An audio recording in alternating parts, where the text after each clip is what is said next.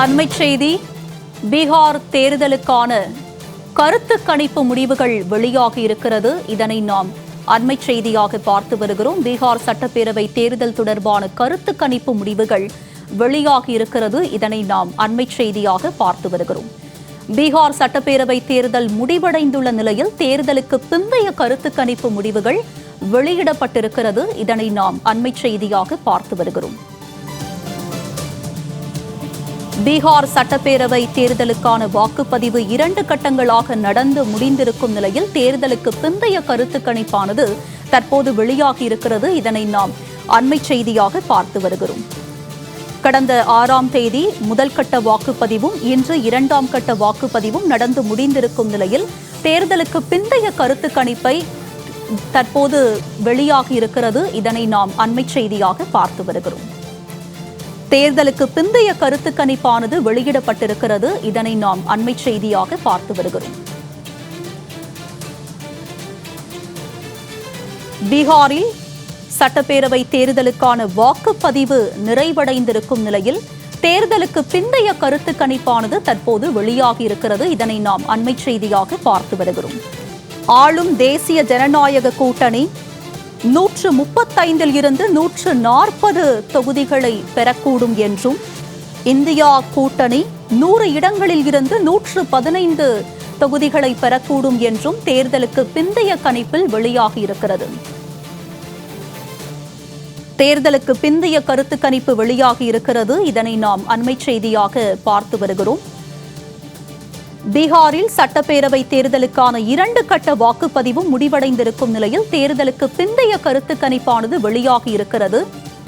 ஆளும் தேசிய ஜனநாயக கூட்டணி 135 இருந்து 140 தொகுதிகளை பெறக்கூடும் என்றும், இந்தியா கூட்டணி 100 தொகுதி முதல் 115 தொகுதிகளை பெறக்கூடும் என்றும் தேர்தலுக்கு பிந்தைய கருத்து கணிப்பு வெளியாகி இருக்கிறது. பீகார் சட்டப்பேரவை தேர்தலுக்கான வாக்குப்பதிவு இன்று நடந்து முடிந்திருக்கும் நிலையில் தேர்தலுக்கு பிந்தைய கருத்து கணிப்பை வெளியிடப்பட்டிருக்கிறது. இது பற்றிய கூடுதல் விவரங்களுடன் செய்தி அரங்கத்தில் இருந்து எமது சிறப்பு செய்தியாளர் யோகேஸ்வரன் வழங்க காத்திருக்கிறார். யோகேஸ்வரன், இனி நீங்க தொடரலாம். பீகார் சட்டமன்ற தேர்தலுக்கு பிந்தைய கருத்து கணிப்பு முடிவுகளை தேசிய ஊடகங்கள் வெளியிட்டிருக்கிறார்கள். மொத்தம் 243 சட்டமன்ற தொகுதிகளை கொண்ட பீகாரில் 121 சட்டமன்ற தொகுதிகளுக்கு கடந்த 6ஆம் தேதி முதற்கட்டமாக வாக்குப்பதிவும், 122 சட்டமன்ற தொகுதிகளுக்கு இன்று 2ஆம் கட்டமாக வாக்குப்பதிவும் நடைபெற்று முடிந்திருக்கிறது. தேர்தலுக்கு பிந்தைய கருத்து கணிப்பு முடிவுகள் மக்களுடைய நாடி துடிப்பு என்ன, யார் அடுத்த 5 ஆண்டுகள் ஆட்சி அமைக்கப் போகிறார்கள் என்பதை மக்கள் யாரை தேர்ந்தெடுத்திருக்கிறார்கள் என்பது தொடர்பான தேர்தலுக்கு பிந்தைய கருத்து கணிப்பு முடிவுகள் வெளியாகி இருக்கிறது. தேர்தலுக்கு பிந்தைய கருத்து கணிப்பு முடிவுகள் அடிப்படையில் டைம்ஸ் நவ் செய்தி நிறுவனம் வழங்கியிருக்கக்கூடிய தகவலின்படி NDA கூட்டணி, பாரதிய ஜனதா கட்சி தலைமையிலான தேசிய ஜனநாயக கூட்டணி பீகாரில் இருக்கக்கூடிய 243 சட்டமன்ற தொகுதிகளில் 135 140 சட்டமன்ற தொகுதிகள் வரைக்கும் NDA கூட்டணி, தேசிய ஜனநாயக கூட்டணி வெற்றி பெறக்கூடும் என்று தேர்தலுக்கு பிந்தைய கருத்து கணிப்பு முடிவுகள் சொல்கிறது.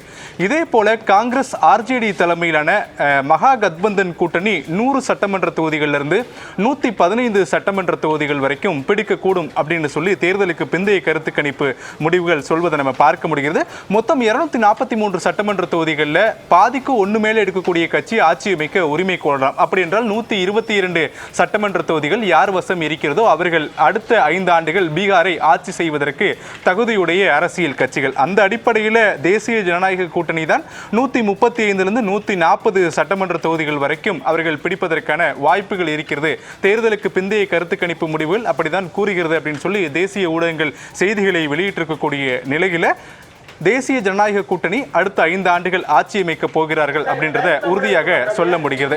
இன்னும் சொல்ல போனால் ஏற்கனவே 17 ஆண்டுகளாக நிதிஷ்குமார் பீகார் மாநிலத்துடைய முதலமைச்சராக இருக்கிறார் 2005 முதல். எனவே இன்னும் 5 ஆண்டுகள் கூடுதலாக நிதிஷ்குமார் முதலமைச்சராக அவர் பதவி வைக்க போகிறார் அப்படின்றதெல்லாம் நம்ம அந்த தேர்தலுக்கு பிந்தைய கருத்து கணிப்பு முடிவுகள் சொல்வதை நம்ம பார்க்க முடிகிறது.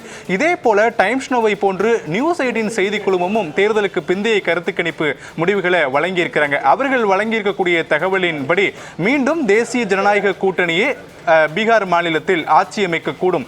தேர்தலுக்கு பிந்தைய கருத்து கணிப்பு முடிவுகள் அப்படித்தான் சொல்கிறது என நியூஸ் 18 செய்தி குழுமமும் அந்த தேர்தலுக்கு பிந்தைய கருத்து கணிப்பு முடிவுகள் வெளியிட்டிருப்பதை பார்க்க முடிகிறது. 2 கட்டமாக வெளியிட்டிருக்காங்க. முதல்ல 121 சட்டமன்ற தொகுதிகளுக்கு நடைபெற்றக்கூடிய முதற்கட்ட வாக்குப்பதிவில் யார் தேர்தலுக்கு பிந்தைய கருத்து கணிப்பில் முன்னேறி இருக்கிறார்கள் என்று 67 70 சட்டமன்ற தொகுதிகள் வரை பாரதிய ஜனதா கட்சி தலைமையிலான தேசிய ஜனநாயக கூட்டணி பிடிக்கக்கூடும் என்ற தகவல்கள். அதே போல 40 50 சட்டமன்ற தொகுதிகள் வரை காங்கிரஸ் மற்றும் ஆர்ஜேடி அமைத்திருக்கக்கூடிய மகா கத்பந்தன் வெற்றி பெறுவார்கள். எனவே நியூஸ் 18 செய்தி குழுமம் வழங்கியிருக்கக்கூடிய தகவலின்படியும் தேசிய ஜனநாயக கூட்டணியே பீகார் மாநிலத்தில் அடுத்த 5 ஆண்டுகள் வெற்றி பெற போகிறார், ஆட்சி அமைக்க போகிறார்கள் அப்படின்றத தேர்தலுக்கு பிந்தைய கருத்து கணிப்பு முடிவுகள் சொல்வதை பார்க்க முடியுது. 2 விஷயங்களை நம்ம ஒப்பிட்டு பார்க்க வேண்டும். 2020 நடைபெற்ற சட்டமன்ற தேர்தலோடு 2020 சட்டமன்ற தேர்தலில் இப்போது ஆளும் கட்சியாக இருக்கக்கூடிய ராஷ்டிரிய ஜனதா தளம் ஐக்கிய ஜனதா தளத்தோடு கூட்டணி அமைத்து போட்டியிட்டு வெற்றி பெற்றிருந்தார்கள். பின்னர் தேர்தலுக்கு பிறகு ஆட்சி அமைத்ததற்கு பிறகு ஏற்பட்ட மனக்கசப்பு உள்ளிட்டவை காரணமாக கூட்டணியில் இருந்து விலகி பாஜகவோடு கூட்டணி சேர்ந்து அவர்கள் மீண்டும் ஆட்சி அமைத்து 5 ஆண்டுகளை நிறைவு செய்திருக்கிறார்கள். அந்த அடிப்படையில் 2020 ஐக்கிய ஜனதா தளம் 115 சட்டமன்ற தொகுதிகளில் போட்டியிட்ட நிலையில் வெறும் 43 சட்டமன்ற தொகுதிகளில் மட்டுமே வெற்றி பெற்றிருக்கிறது. ஆனால் பாரதிய ஜனதா கட்சியோ 110 சட்டமன்ற தொகுதிகளில் போட்டியிட்டு 74 சட்டமன்ற தொகுதிகள் வரையும் அவர்கள் வெற்றி பெற்றிருக்கிறார்கள் 2020 சட்டமன்ற தேர்தலில். இதே அப்படியே 2020 சட்டமன்ற தேர்தலில் மகா கத்பந்தனுடைய கூட்டணி எத்தனை தொகுதிகளில் போட்டியிட்டு எத்தனை தொகுதிகளில் வெற்றி பெற்றார்கள்? ராஷ்டிரிய ஜனதா தளத்தை பொறுத்தவரையிலுமே 114 சட்டமன்ற தொகுதிகளில் போட்டியிட்டு 75 சட்டமன்ற தொகுதிகளில் வெற்றி பெற்றிருக்கிறார்கள். காங்கிரஸ் 70 சட்டமன்ற தொகுதிகளில் போட்டியிட்டு 19 சட்டமன்ற தொகுதிகளில் அவர்கள் வெற்றி பெற்றிருக்கிறார்கள். இரண்டையும் ஒப்பிட்டு பார்க்கும்போது ராஷ்டிரிய ஜனதா தளம் தான் அதிக சட்டமன்ற தொகுதிகளில் வெற்றி பெற்றிருக்கிறது 2020 சட்டமன்ற தேர்தல் அடிப்படையில். ஆனால் இது அப்படியே மாறி இருக்கிறது தலைகீழாக இந்த முறை பீகார் மாநிலத்தில் நடைபெற்றக்கூடிய சட்டமன்ற தேர்தலில் ராஷ்டிரிய ஜனதா தளம் தலைமையிலான மகா கத்பந்தன் கூட்டணியை பொறுத்தவரையிலுமே இந்த முறை குறைவான தொகுதிகள் மட்டுமே அவர்கள் வெல்லக்கூடும் அப்படின்ற தகவல்களையும் வழங்கியிருக்கிறாங்க. அதன் அடிப்படையில் தேசிய ஜனநாயக கூட்டணி தான் மீண்டும் ஆட்சி அமைக்க போகிறது அப்படின்றது தேர்தலுக்கு பிந்தைய கருத்து கணிப்பு மூலமாக தெரிய வருகிறது.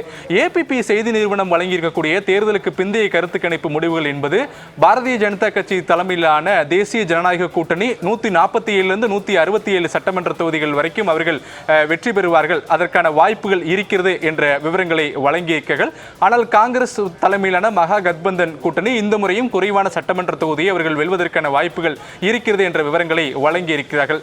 இவற்றை தவிர சி ஓட்டர்ஸ் உள்ளிட்ட செய்தி நிறுவனங்களும் பல்வேறு கருத்து கணிப்பு முடிவுகளை எல்லாம் வழங்கியிருக்கிறாங்க. நம்ம அதெல்லாம் அடுத்தடுத்து பார்க்க போகிறோம். டைம்ஸ் நவ் செய்தி நிறுவனத்துடைய தகவல்படி ஜேடியு தலைமையிலான தேசிய ஜனநாயக கூட்டணி 135 140 சட்டமன்ற தொகுதிகள் வரைக்கும் அவர்கள் வெற்றி பெறுவதற்கான சாதகமான சூழல் இருக்கிறது என்கிறது தேர்தலுக்கு பிந்தைய கருத்து கணிப்பு முடிவுகள். ஆர்ஜேடி தலைமையிலான மகா கத்பந்தன் கூட்டணியை பொறுத்தவரையிலுமே 100 115 சட்டமன்ற தொகுதிகள் வரைக்கும் வெல்வதற்கான வாய்ப்புகள் இருப்பதாக தேர்தலுக்கு பிந்தைய கருத்து கணிப்பு முடிவுகள் சொல்கிறது. இந்த முறை பீகார் மாநிலத்தில் மும்முனை போட்டியாக கருத முடிகிறது. ஒரு பக்கம் ஆர்ஜேடி தலைமையிலான தேசிய மகா கத்பந்தன் கூட்டணி, மற்றொரு பக்கம் ஜேடியு தலைமையிலான தேசிய ஜனநாயக கூட்டணி. இவற்றை தவிர மூன்றாவது அரசியல் கட்சியாக பீகார் மாநிலத்தில் பெரிதும் பேசப்பட்ட பெரிதும் எதிர்பார்க்கப்பட்டிருக்கக்கூடிய பிரசாந்த் கிஷோருடைய ஜன் சுராஜ் கட்சி 2 இடங்களில் மட்டுமே வெற்றி பெறுவதற்கான வாய்ப்புகள் இருக்கிறது என பல்வேறு செய்தி நிறுவனங்கள் அந்த தேர்தலுக்கு பிந்தைய கருத்து கணிப்பு முடிவுகளை வெளியிட்டிருப்பதை பார்க்க முடிகிறது. ஆனால் தேர்தலுக்கு முன்பு வழங்கப்பட்ட தகவலின் அடிப்படையில் 40 சட்டமன்ற தொகுதிகள் வரை ஜன் சுராஜ் கட்சிக்கு சாதகமான ஒரு சூழல் இருக்கிறது அப்படின்ற தகவல்கள் எல்லாம் வழங்கியிருந்தார்கள். ஆனால் தேர்தலுக்கு பிந்தைய கருத்து கணிப்பு முடிவுகள் அப்படியாக இல்லை. முற்றிலுமாக தேர்தலுடைய முடிவுகள் மாறி இருப்பதற்கான சாதகமான சூழலை தான் தேர்தலுக்கு பிந்தைய கருத்து கணிப்பு முடிவுகள் சொல்கிறது.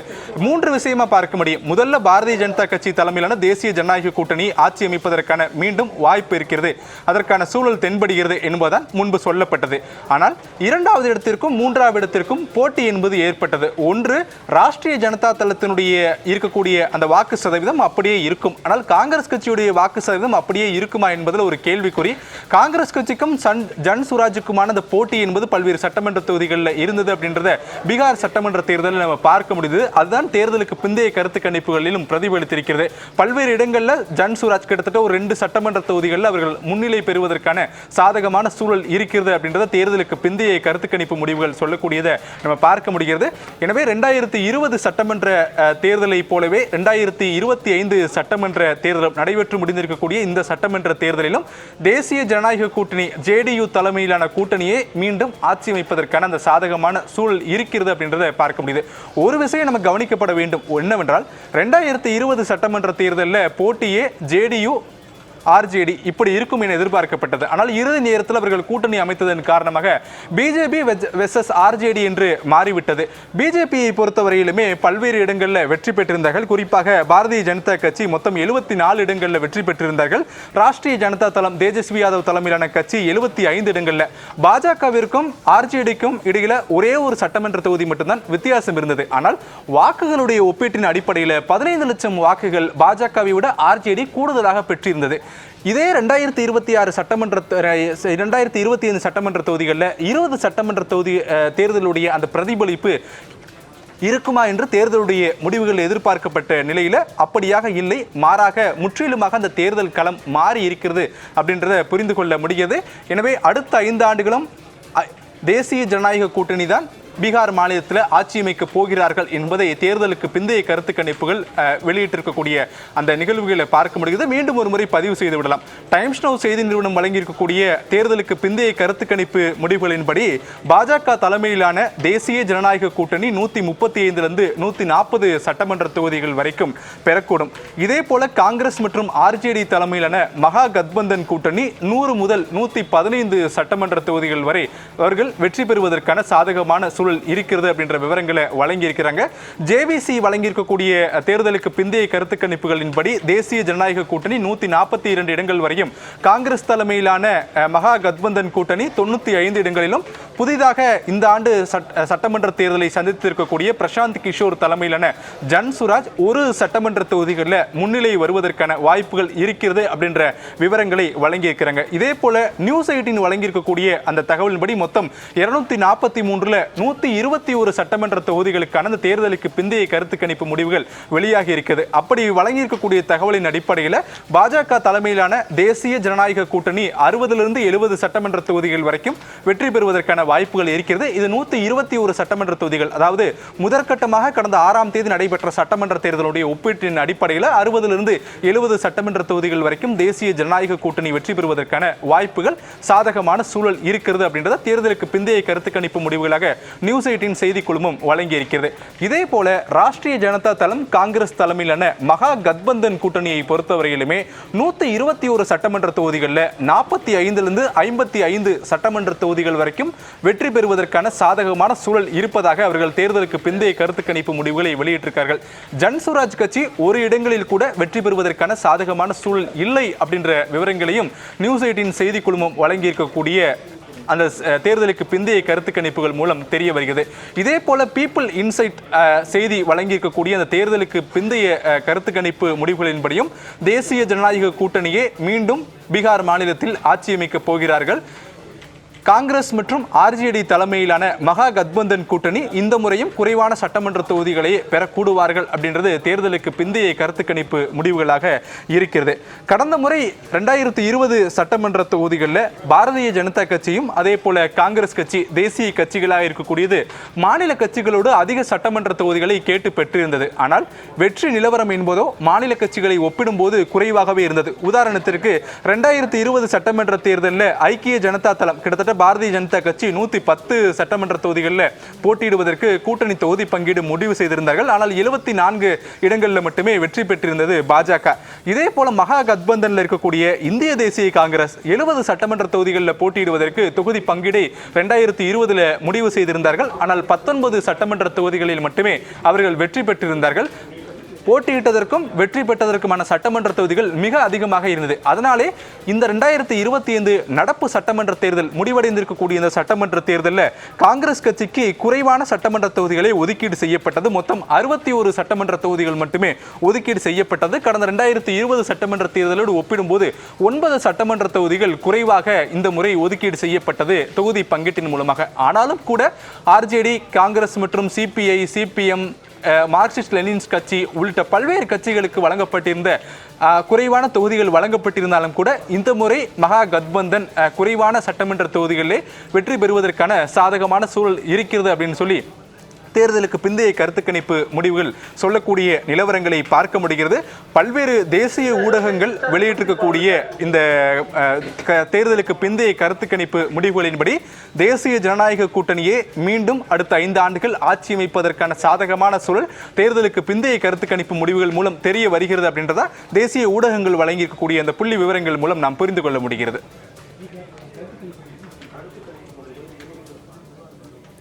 யோகேஸ்வரன், தேர்தலுக்கு பிந்தைய கருத்து கணிப்பானது வெளியாகி இருக்கு.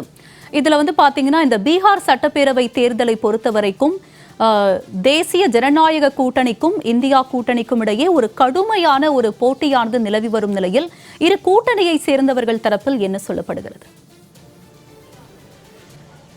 வழக்கமாக எப்பவுமே இது போன்ற தேர்தலுக்கு பிந்தைய கருத்து கணிப்பு முடிவுகள் வெளியிட்டால் காங்கிரஸ் கட்சி சொல்லக்கூடிய பதில் ஒன்றுதான், மக்களுடைய முடிவு இது இல்லை, மக்களுடைய முடிவு எண்ணப்படக்கூடிய வாக்குகள் அடிப்படையிலே இது ஊடகங்கள் வெளியிடக்கூடிய முடிவுகள், இந்த முடிவுகளுக்கு தங்களால் பதில் சொல்ல முடியாது என்று. ஆனால் சில விஷயங்களை பீகார் சட்டமன்ற தேர்தலை ஆரம்பத்திலிருந்து கவனிக்கிறோம் என்ற ஒரு அடிப்படையில் பீகார் சட்டமன்ற தேர்தலில் மகா கத்பந்தன் கூட்டணிக்குள்ளே ஒற்றுமை இல்லை அப்படின்றத சட்டமன்ற தேர்தலுடைய போட்டியிடல் மூலமாக புரிந்து கொள்ள முடிந்தது. ஏன் இதை நாம் இவ்வளவு உறுதியாக சொல்கிறோம் என்றால், முதற்கட்ட இந்த வாக்குப்பதிவு என்பது கடந்த 6ஆம் தேதி 121 சட்டமன்ற தொகுதிகளில் நடைபெற்றது. நினைவிருக்கலாம் உங்களுக்கும்.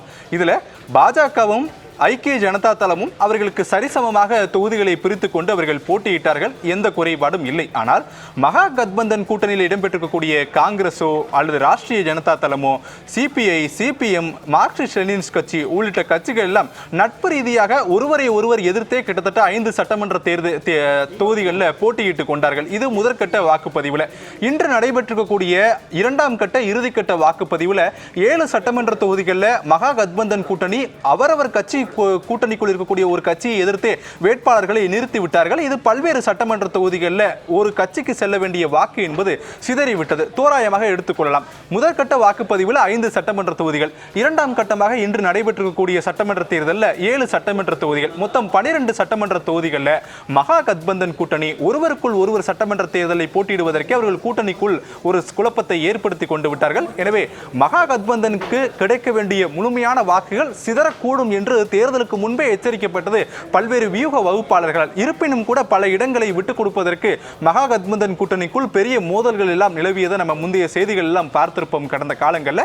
இதுதான் தேர்தலில் பிரதிபலித்திருக்கு அப்படின்றத நம்ம புரிஞ்சுக்க முடியுது. ஏனென்றால் ஒரு கூட்டணி என்றால் அந்த கூட்டணிக்கு செல்ல வேண்டிய வாக்குகள், உதாரணத்துக்கு ஒரு கட்சி தேர்தலில் நிற்குது அப்படின்னா அந்த கட்சியுடைய வாக்குகள் தாண்டி அந்த கூட்டணியில் இடம்பெற்றக்கூடிய கட்சிகளுடைய ஆதரவான வாக்குகளும் ஒரு குறிப்பிட்ட கட்சிக்கு செல்லப்பட வேண்டும். இதுதான் கூட்டணிக்கான வியூகமாக பார்க்க முடியும். ஆனால் காங்கிரஸ் கட்சி அப்படி இல்லை. மாறாக பீகார் மாநிலத்தில் அவர்களுக்குள்ளேயே எதிர்த்து வேட்பாளர்கள் நிறுத்தி கொண்டார்கள். இது மகா கத்பந்தன் கூட்டணிக்கு மட்டுமே கிடைக்கக்கூடிய தனிப்பட்ட வாக்குகள் இழப்பதற்கான ஒரு சூழலை ஏற்படுத்திவிட்டது. இது 12 சட்டமன்ற தொகுதிகள் மகா கத்பந்தன் கூட்டணிக்கு ஒரு பெரும் இழப்பாக பார்க்க முடிகிறது. இன்னும் சொல்லப்போனால் பல்வேறு தேசிய ஊடகங்கள் வழங்கி இருக்கக்கூடிய தகவலின் அடிப்படையில் அந்த தேர்தலுக்கு பிந்தைய கருத்து கணிப்பு முடிவுகளில் என்டிஏ கூட்டணிக்கும் அதே போல மகா கத்பந்தன் கூட்டணிக்குமான இடைவெளி அப்படின்றது ஒரு 20லிருந்து 25 சட்டமன்ற தொகுதிகள் இருக்கிறது. ஒருவேளை இந்த 12 சட்டமன்ற தொகுதிகளில் நேரடியாக ஒருவேளை மகா கத்பந்தன் போட்டியிட்டு இருந்தால் இன்னும் இந்த வாக்கு சதவீதமோ அல்லது வெற்றி நிலவரமோ அதிகரித்திருப்பதற்கான வாய்ப்புகள் இருக்கிறது.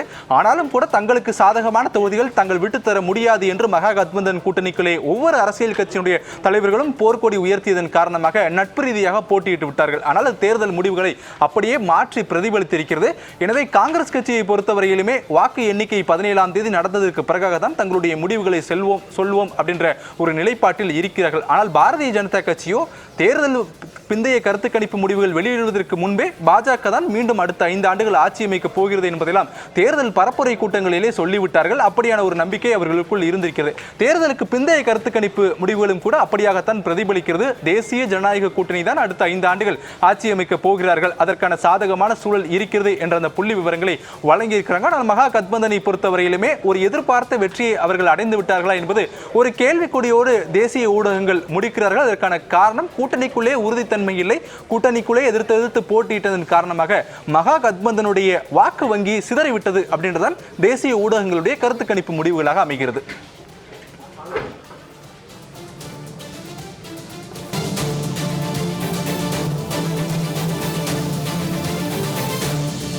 தேர்தலுக்கு பிந்தைய கருத்து கணிப்பு முடிவுகள் வெளியாகி இருப்பதை நம்ம பார்க்க முடிகிறது. ஒவ்வொரு தேசிய ஊடகங்களும் தேர்தலுக்கு பிந்தைய கருத்து கணிப்பு முடிவுகள் வெளியிட்டிருக்கிறது. பீகாரில் மொத்தம் 243 சட்டமன்ற தொகுதிகள். 1952 பீகாருக்கான முதல் சட்டமன்ற தேர்தல் நடைபெற்றது முதல் 2026 நடப்பு சட்டமன்ற தேர்தல் வரைக்குமே பீகாரில் இதுவரை பதிவாகாத ஒரு வாக்கு சதவீதத்தை இந்திய தேர்தல் ஆணையம் பதிவு செய்திருக்கிறது அப்படின்றத பார்க்க முடிகிறது. முதற்கட்ட வாக்குப்பதிவு கடந்த 6ஆம் தேதி நடைபெற்ற போது 65.08% வாக்குகள் பதிவாகி இருந்தது. இது பீகார் தேர்தல் வரலாற்றில் இல்லாத ஒரு சாதனை என தேர்தல் ஆணையம் சொல்லிக் கொள்கிறது. இதே போல இன்று நடைபெற்றக்கூடிய 2ஆம் கட்ட இறுதிக்கட்ட வாக்குப்பதிவில் மாலை 5 மணி நிலவரப்படி 67.14% வாக்குகள் பதிவாகி இருக்கிறது.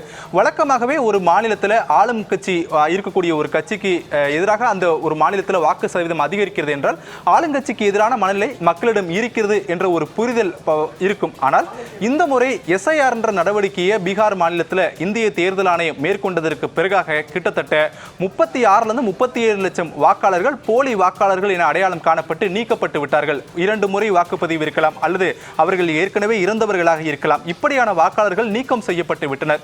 எனவே இது விழுக்காட்டு சதவீதத்தில் அதிகம் இருக்கக்கூடும், தேர்தலுடைய முடிவுகள் அதிகரிக்கக்கூடும் என்பதை எல்லாம் தேர்தல் ஆணையத்துடைய செய்தியாளர் சந்திப்பின் போது தெரிவிக்கப்பட்ட கருத்துக்கள். அப்படியாக தான் 2 கட்ட சட்டமன்ற தேர்தலுடைய அந்த வாக்கு சதவீதம் என்பதும் 65.08% என்றும் 67.14% என்றும் அடுத்தடுத்து பதிவாகி இருந்தது. தேர்தலுக்கு பிந்தைய கருத்து கணிப்பு முடிவுகள் என்ன சொல்ல போகிறது, அடுத்த 5 ஆண்டுகள் யார் ஆட்சி அமைக்கப் போகிறார்கள் என்ற எதிர்பார்ப்பு அனைவரிடத்திலும் இருந்தது. இந்த நிலையிலே தேசிய ஜனநாயக கூட்டணியே அடுத்த 5 ஆண்டுகள் ஆட்சி அமைப்பதற்கான சாதகமான சூழல் தேர்தலுக்கு பிந்தைய கருத்து கணிப்பு முடிவுகளில் எழுந்திருக்கிறது. மகா கத்பந்தன் கூட்டணியை பொறுத்தவரையிலுமே கடந்த முறையை விட இந்த முறை குறைவான சட்டமன்ற தொகுதிகளையே பெறுவதற்கான வாய்ப்புகள் இருக்கிறது அப்படின்றத தேர்தலுக்கு பிந்தைய கருத்து கணிப்புகள் சொல்கிறது. ஏனென்றால் கடந்த முறை ராஷ்டிரிய ஜனதா தளம் கட்சி மட்டுமே 75 சட்டமன்ற தொகுதிகளில் வெற்றி பெற்றிருந்தார்கள்.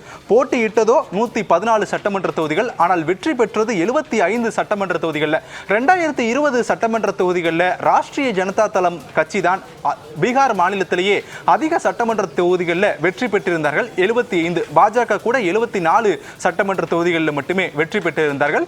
இப்படி 2026 சட்டமன்ற தேர்தலில் மகா கத்பந்தன் கூட்டணிக்கு வெற்றி வாய்ப்பு பிரகாசமாக இருக்கிறது என்று தேர்தல் அறிவிக்கும் போது பேசப்பட்டிருந்தாலும் கூட தேர்தலுக்கு பிந்தைய நடவடிக்கைகள் அப்படியாக இல்லை. அதற்கான காரணம் வாக்குப்பதிவு தொடங்குவதற்கு, குறிப்பாக ஒரு வேட்புமனுவை வேட்பாளர் தாக்கல் செய்வதற்கு கடைசி நாள் நாளை என்றால் இன்று இரவுதான் காங்கிரஸ் கட்சி தன்னுடைய வேட்பாளர் பட்டியலையே வெளியிட்டது. இது வாக்காளர்கள் மத்தியில் ஒரு பெரும் குழப்பத்தை ஏற்படுத்தியது. யார் வாக்கு கேட்டு வரப்போகிறார்கள், இறுதி நேரத்தில் வாக்காளர் பட்டியல் வெளியிடப்பட்டிருக்கிறது. ஒரு வேட்பாளருடைய முகம் மக்களிடத்திலே கொண்டு சேருவதற்கும் ஒரு பெரும் சிரமம் ஏற்பட்டது. இவற்றை தாண்டி ஒரே கூட்டணியை சேர்ந்த பல்வேறு அரசியல் கட்சியினுடைய வேட்பாளர்களும் ஒரே சட்டமன்ற தொகுதிகளில் போட்டியிட்டதால் நாம் யாருக்கு வாக்களிக்க போகிறோம் என்பதை கிட்டத்தட்ட ஒரு 12 சட்டமன்ற தொகுதிகளில் ஒரு பெரும் குழப்பமாக இருந்தது. இதெல்லாம் மகா கத்பந்தன் கூட்டணிக்கான ஒரு அந்த சட்டமன்ற தொகுதிகள் கிட்டத்தட்ட குறைந்திருப்பதற்கான ஒரு காரணமாக நாம் புரிந்து கொள்ள முடிகிறது. எது எப்படியோ சத்தீஸ்கர் மற்றும் ஹரியானா உள்ளிட்ட மாநிலங்களில் எல்லாம் தேர்தலுக்கு பிந்தைய கருத்து கணிப்பு முடிவுகள் அப்படியாக பிரதிபலித்ததா என்றால் நிச்சயமாக இல்லை. சத்தீஸ்கர் மாநிலத்தில் காங்கிரஸ் கட்சி ஆட்சி அமைப்பார்கள் என்று தேர்தலுக்கு பிந்தைய கருத்து கணிப்புகள் சொல்லப்பட்டது. பூபேஷ் பகல் மீண்டும் முதலமைச்சராக பதவியேற்பார் என்று சொல்லப்பட்டது. அது அப்படி நடக்கவில்லை. இதே போல கடந்த ஆண்டு நவம்பர் மாதம் ஹரியானா மாநிலத்துடைய சட்டமன்ற தேர்தல் நடைபெற்றது.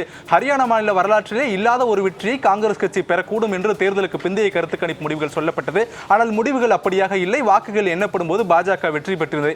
இப்படிதான் பீகார் சட்டமன்ற தேர்தலும் இன்றைய தினம் தேர்தலுக்கு பிந்தைய கருத்து கணிப்பு முடிவுகள் தேசிய ஜனநாயக கூட்டணி வெற்றி பெறும் என்று கருத்து கணிப்பு முடிவுகள் வெளியாகி இருந்தாலும் கூட 14ஆம் தேதி வாக்குகள் எண்ணப்படும் போதுதான் எந்த கூட்டணி அதிக சட்டமன்ற தொகுதிகளையோ அல்லது வாக்கு சதவீதத்தையோ பெற்று இருக்கிறது அப்படின்ற ஒரு முழுமையான விவரங்களை நாம் தெரிந்து கொள்ள முடியும். யோகேஸ்வரன், இப்ப நீங்க சொன்ன மாதிரி 14ஆம் தேதி வாக்கு எண்ணிக்கையின் போதுதான் எந்த கூட்டணி ஆட்சியை பிடிக்க போகிறது என்பது நமக்கு முழுமையாக தெரிய வரும். இந்த நிலையில் மக்களுடைய மனநிலை என்னவாக இருக்கிறது?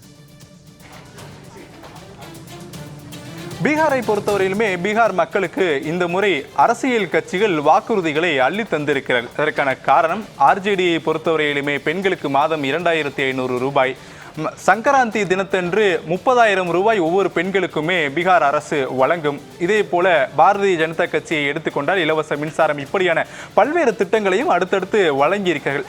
பீகார் மக்களை பொறுத்தவரையிலுமே இந்த முறை தங்களுக்கு என்ன செய்ய போகிறது இந்த அரசியல் கட்சிகள் என்ற எதிர்பார்ப்பு அவர்கள் மத்தியில் இருந்ததை நாம் பெருமளவு பார்க்க முடிந்தது. அதற்கான காரணம், 17 ஆண்டுகளாக நிதிஷ்குமார் பீகார் மாநிலத்தில் ஆட்சி அமைத்திருக்கிறார். கூட்டணி மாறினாலும் கூட தான் தான் முதலமைச்சர் என்றது பீகார் முதலமைச்சர் நிதிஷ்குமாருடைய எண்ணமாக இருந்தது. இந்த முறையும் பீகார் தேர்தலில் நிதிஷ்குமார் தான் முதலமைச்சர் வேட்பாளர் என்பது தொடக்கத்தில் சொல்லப்படாவிட்டாலும் கூட இறுதியில் நிதிஷ்குமார் தலைமையிலான கூட்டணி என்று பிரதமர் நரேந்திர மோடியை பல்வேறு கூட்டங்களில் எல்லாம் பேசிவிட்டார். ஆனால் மக்களுக்கு கொடுக்கக்கூடிய வாக்குறுதிகளை பாரதிய ஜனதா கட்சி, ஏற்கனவே ஆளும் கட்சியாக இருக்கக்கூடிய தேசிய ஜனநாயக கூட்டணியும் சரி, இதற்கு முன்பு பலமுறை பீகாரை ஆட்சி செய்திருக்கக்கூடிய மகா கத்பந்தனாக இருக்கட்டும், இந்த முறையும் தேர்தல் வாக்குறுதிகளை அள்ளி வீசிவிட்டார்கள். தேர்தல் வாக்குறுதிகளும் பெருமளவு பிரதிபலித்திருக்கிறது. ஒன்று கவனிக்கப்பட வேண்டும்.